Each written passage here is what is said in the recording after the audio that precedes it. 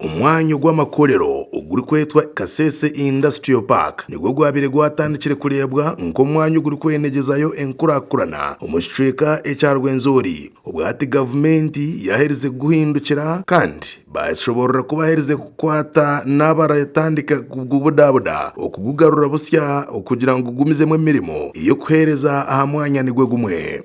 We are looking at doing the roads, and these are going to be high standard roads. As AXA, in all the countries that we have done development of structures, we have always done a benchmark for the country to actually look at and say, this is our best industrial park, and that is our aim. We want government to bring whoever else will come after us to try and build any other, to bring them here to see Kasese Industrial Park as an example to the rest of the country.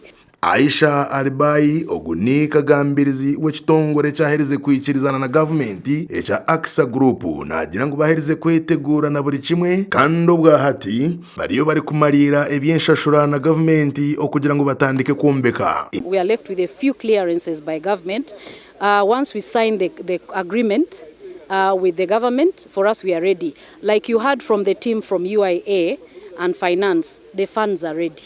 It is just a matter of us concluding the government processes, and they clear us as a developer, then we will be on ground. If they tell us to come tomorrow, for us, we are ready. Industrial Park ejoli kujebembera mwete Cecilia Nakadama we ashoborera ngo nobu itakeri baligabira abantu abari kwike 17 abamwe mu ryabo bakabura kurebera rapporti zabo kandi ekintu cyo cyaretire abantu batekateka ngushana ni package eyalemerwe mirimo yayo. The Uganda Investment Authority has since then availed this land to about 17 investors so far, some of whom have started development, as we can see in my background, but also some who are actually our native investors that were recommended by the leadership of Kasese are the very people that have led to the downfall of this park for now, for it not to have picked up because they have failed to commence development of their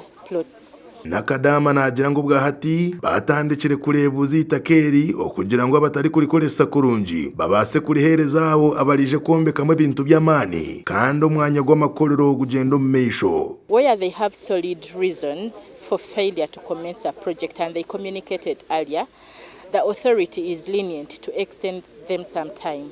But if these are not met and without reasonable cause, then the offer is revoked and the land returns back to the authority and it is reallocated to other prospective investors. Abaturage muri Kasese municipality ubwahati ne bagira ngo entekatekezi buzima ko kuzokora Omwanya Gw'Amakorero gubasa kugaruka mu buteka gwabwo kandi bareba eby'amakorero emirimo hamwe n'entasya ya Kasese na Rwenzori kutwarira hamwe byagendo mmisho. For us, we thought as politicians that something was going to happen, and we knew something was going to happen because the president had said it.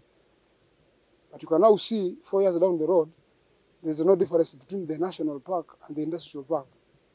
Actually, the industrial park is more of a national park than even the national park itself.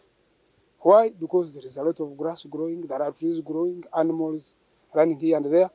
So for us, we want to see action.